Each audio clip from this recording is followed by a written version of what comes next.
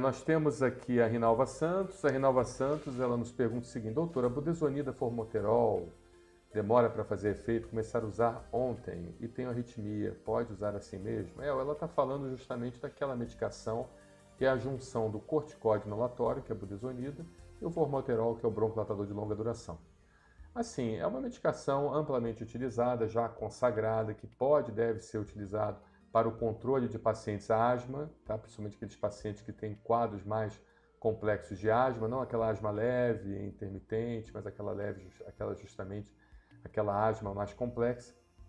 E é muito bem aceito. Agora, o formoterol, ele precisa ser utilizado, não é uma contraindicação absoluta em pacientes que têm arritmia, até porque nós precisamos saber qual tipo de arritmia, porque a arritmia é uma coisa muito ampla, né?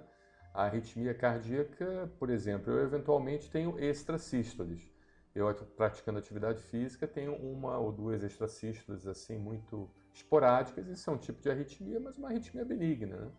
Ou seja, a arritmia pode ser desde poucas extrasístoles, poucas palpitações, até o paciente desenvolver uma arritmia causada por um problema mais sério, né? Por exemplo, o paciente tem algum problema ligado no átrio, e esse problema do átrio, ele justamente faz uma fibrilação atrial, por exemplo. Me fugiu o nome aqui. Uma fibrilação atrial, e essa fibrilação atrial vai levar o paciente a uma arritmia, vai fazer com que ele tenha, então, uma irregularidade na frequência cardíaca, tá bom? Então, pode ser uma coisa tão mais simples, como pode ser algo mais complexo, e a gente precisa, então, avaliar caso a caso. O formoterol é contraindicado relativamente em pacientes que têm arritmias, mas precisamos saber qual tipo de arritmia, e realmente, somente o seu cardiologista ele vai poder indicar a você o melhor conduta nesse caso, junto com o seu médico pneumologista ou alergista, que estão os dois, então, avaliando o seu problema. Tá bom? Mas é muito importante você ver isso, não fazer nenhum tipo de medicação sem consultar antes seu cardiologista, até porque pode ser algo simples, mas pode ser algo mais complexo, tá bom? Agora, Rinalva, existem outras formas de tratar sem precisar usar o broncodilatador de longa duração. Porque a gente sabe que os broncodilatadores, eles agem nos receptores beta.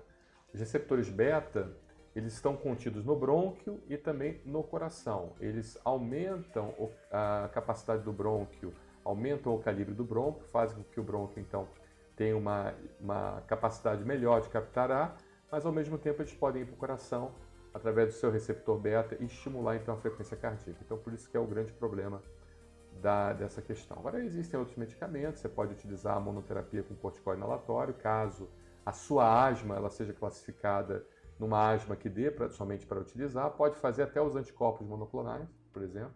Existem asmas mais graves que você pode utilizar o omalizumab, que é um anti-IgE, o mepolizumab, que é um anti-interleucina 5, o benralizumab, que são também anti-interleucina 5, e pode ser que em casos específicos de pacientes com arritmias mais graves, quando avaliado adequadamente, eu uso os anticorpos monoclonais associados a outros tipos de medicamentos, como os corticóides inalatórios e também inibidores de leucotrieno, fisioterapia respiratória e tudo mais. Isso possa ser um fator para a diminuição da contraindicação do uso dos broncodilatadores de longa duração que, porventura, possam levar à arritmia cardíaca. Entendeu, Rinaldo? Então, assim, tem muita coisa aí que pode ser utilizada, mas a primeira coisa, só realmente eu me estendi um pouquinho mais só para poder, de alguma forma, explicar quais seriam as possibilidades.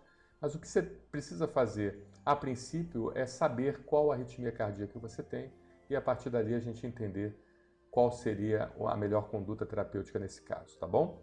Muito obrigado, Rinalva. Um abraço. Andréa Ribeiro, tudo bom, Andréa? Doutor, se puder falar sobre polipose nasal, agradeço. Mesmo depois da cirurgia, eu continuo tendo crises frequentes da sinusite e perdendo o olfato em toda a crise, fazendo tratamento, nada de melhorar, diminuir as crises.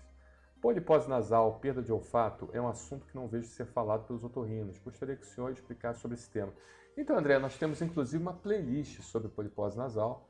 Se você quiser assistir, por favor, assista todos os vídeos da playlist. Eu vou fazer um pequeno resumo para você, porque realmente para que você tenha alguma resposta, mas eu indico que você assista a nossa playlist com várias informações. André, é o seguinte, pólipo nasal pode ser provocado por vários fatores, né?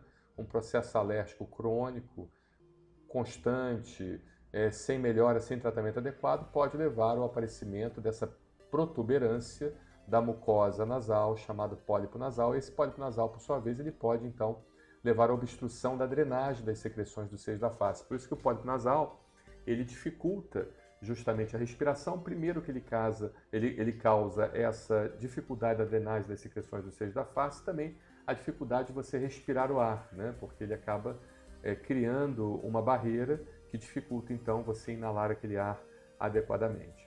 Tá? E pode ser provocado por inúmeras causas, né? Como eu mesmo falei, o próprio processo alérgico respiratório crônico pode levar a isso.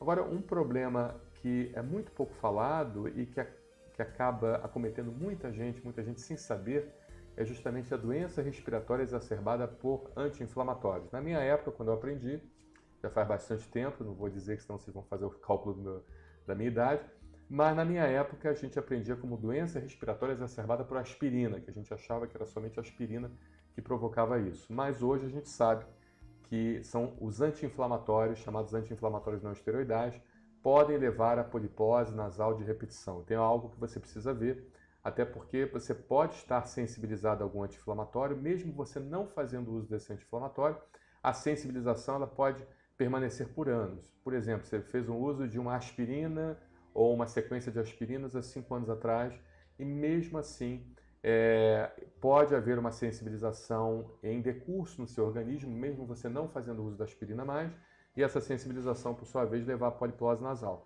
Por isso que é importante você verificar, principalmente se você tiver polipose nasal de repetição, se você retirar o pólipo e, consequentemente, esse pólipo voltar, isso pode estar relacionado à doença respiratória exacerbada por aspirina ou anti-inflamatório, a sigla é DREA.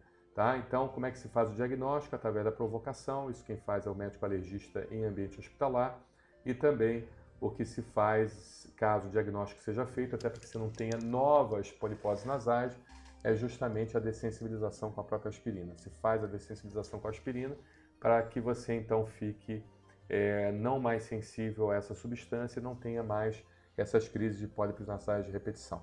Agora, pode ser que seja uma polipose nasal não causada por sensibilização anti-inflamatória, pode ser que seja uma polipose nasal comum, simples, causada por um processo alérgico.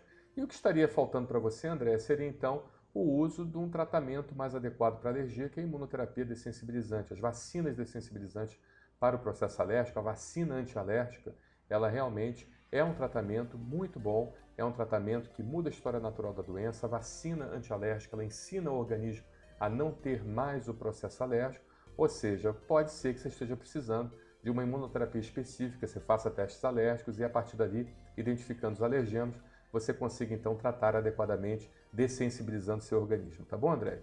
Então tá dada a dica, é lógico que são outros tratamentos também, tem um controle de ambiente, tem a medicação local e sintomática, mas o único tratamento realmente que ensina o organismo produzindo os anticorpos da classe IgG4, produzindo os linfócitos T reguladores, CD3, CD4, CD25, FOXP3, ou seja, criando um organismo de defesa contra os alérgenos, é a imunoterapia dessensibilizante específica, quando bem indicada pelo seu médico alergista, tá bom? Um abraço, André, obrigado!